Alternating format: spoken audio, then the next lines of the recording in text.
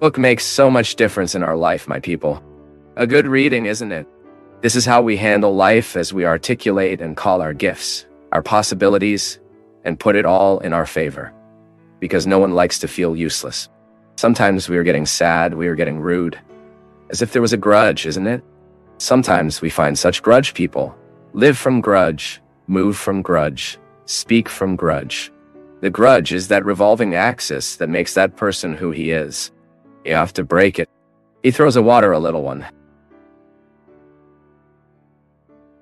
Throws a sensitivity at that time, in that place. So that the grudge does not continue to prevail. This life is too short for you to lose her with your decibers. For you to waste it with feelings that are not noble, petty. Play water on this arid terrain so you can believe in the resources God has given you. And then you will live the dynamics of this song.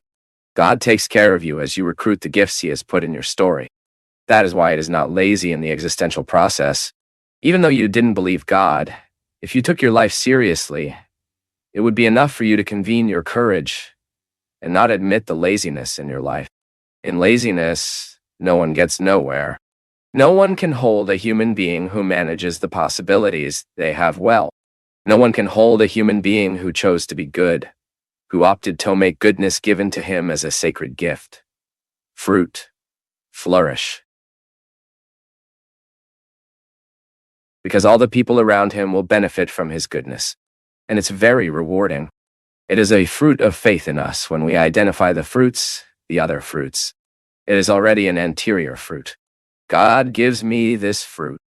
And when I feed on this fruit that He gave me, I start producing others. They are unfolding. This faith never ends. Because from the moment I know I am careful for God and in the experience of knowing myself, I begin to act by responding with the care I need to take with what I gave me. Faith is always the experience of care. Because if we are not known, we do not trust each other. From an early age, we have learned to exercise this natural confidence in people. I walk towards my mother when I'm taking my first steps, because I know she doesn't let me follow. She will be there to support me. Faith and care are two words. These are two complementary experiences, we could say. As I trust, I feel careful. Don't forget this anymore. Faith is that you believe that an inner wealth has been given to you, and that from the moment you receive this wealth, you are invited to cultivate it. That's why it's not a one-way road, or two. God granting me and me working on what He gave me. Then, my people, nobody holds us. No one holds a human being who is living the dynamics of faith. This faith that comes from heaven, and that moves in the land of our history. I say again, no one can hold a human being who can manage himself well. And perhaps this is our greatest commitment. The result of faith in us is when we recognize that God takes care of us, never denying ourselves the instruments for our joy, to our happiness. Even when times are bad, even when life seems to be cruel, the result of faith there is that we stand, even when everything seems to crumble by our side. And it is interesting that within the context of religions, trusting in God is, first of all, we are careful for Him. I, in my experience of faith, know that God takes care of me, meets me from all my needs as a person. Why? Because it is the origin of all my gifts. It is as if He were a great gift I receive, which is so big, that it does not fit within any cage, any box. Then I live to unravel the gift God gives me daily through my life. And then we are living the deepest dimension of the process of faith, which is precisely you feel that God transforms His way of seeing Himself. God transforms His way of seeing the other. God changes the way in which way you look at the world. You received yourself from God. Even though you have all the genetic code of your mother, your father, you have a genetic inheritance.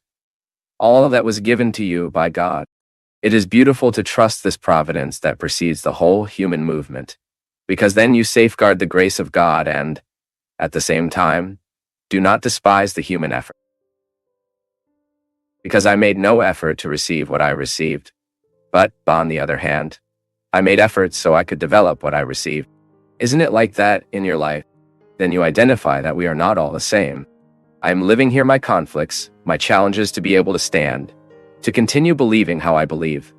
But I need to recruit my human resources daily, looking at them as divine gifts that make me go on the way.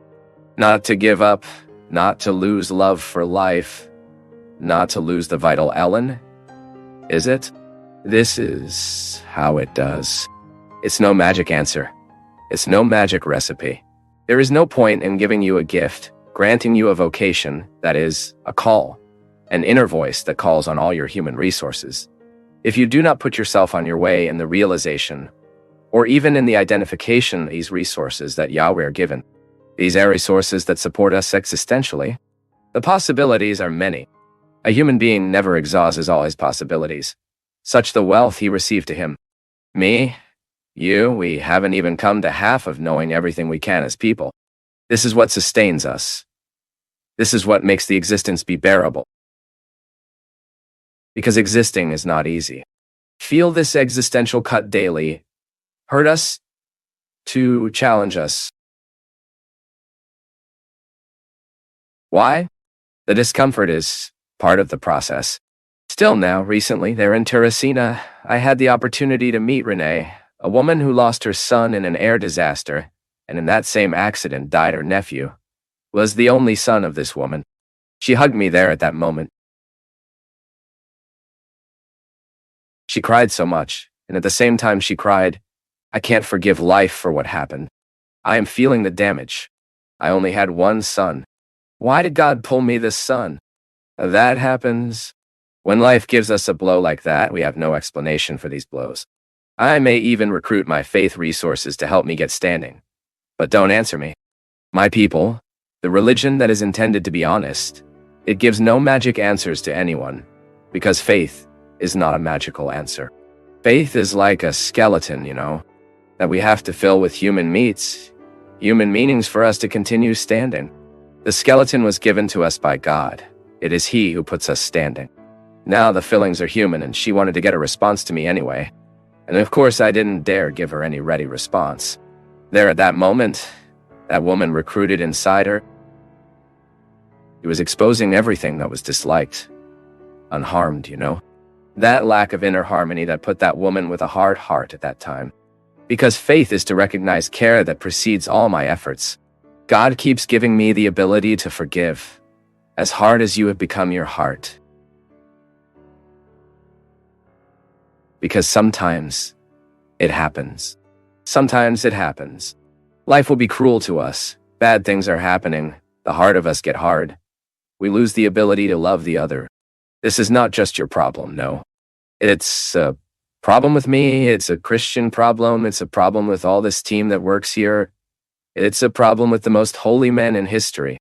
It is a problem that is present in the most intended hearts. Don't feel worse than us, or don't feel worse than others because of that. Hard heart exists everywhere. Even though there are a lot of Santa people, hard hearts will be there. And there at that moment, I felt that as much as that woman challenged God, the skeleton of faith was there in it. What was missing were the human grafts, because that woman's life was really very poor. That woman's house was very poor. Where was the boy who gave her so much joy? All the meanings of that son in her life were reacted with the crashed plane. And the world also fell. It also fell all the context that supported the meanings of that woman. No one promised us that it would be easy. This is where the experience of confidence comes in. This is where the beautiful experience of faith comes in. The role of faith being a background for this exists that is so conflicting, but at the same time it is so pleasant. I trust because I know, I feel. I experience myself. Be careful for a higher force. That does not have the role of facilitating my life, of making it or that, making my ways short, less distant. No, it's not like that. It would be an ingenuity on our part to believe that God comes to make our lives easier. God comes to strengthen us. This is what we are talking about. The experience of faith we cannot measure. What we know is that sometimes events remove our intensity and give us a hard heart. So it's natural. You can't feel worse for having this hard heart. Now you can feel motivated to allow all these resources that come to us by the grace of God, joy, hope, which are things that they live within you. And sometimes they are buried because of the facts. Just like hope, joy, faith, perseverance. These virtues were hidden in Renee's heart. That's why you believe in God's mature, is that you daily call your resources, believing that these resources have a divine origin. It was God who gave me. It is God who gives me faith. It is God who gives me courage. It is God who gives me disposition. It is God who gives me joy. And you can list all the elements that make us life more interesting. Worth it? Because sometimes we don't know how to manage the bad things that happen to us.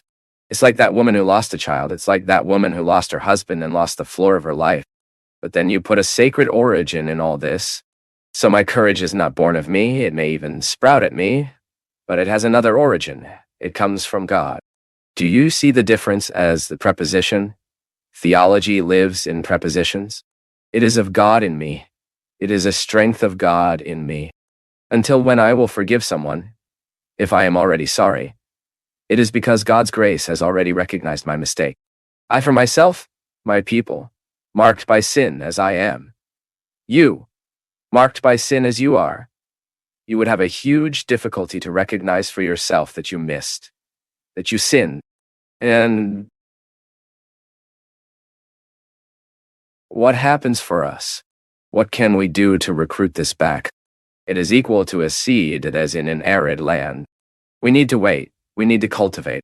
This is the time of friends, the people around, the priest, the pastor, the monk, the person we know is spiritual, who may not even belong to any religion, but has such a great presence of God in the heart that a word that says makes a difference to those who listen. Where we least expect the seeds of the verb, they are being germinated. The presence of Jesus, albeit hidden, without being revealed, without that name being said, is happening there. Or do you think Jesus is deprived of the walls of the churches? Or do you think Jesus will stop happening in a person's heart because they are not in the same religious belonging as us? Jesus happens wherever he wants and where he can and where he finds a space to make all these human resources flourish. All these grafts that make the skeleton complement. You will dough. And if you are in arid terrain, if these gifts are placed in arid land, make your effort to throw water over them. How do we throw water on the gifts?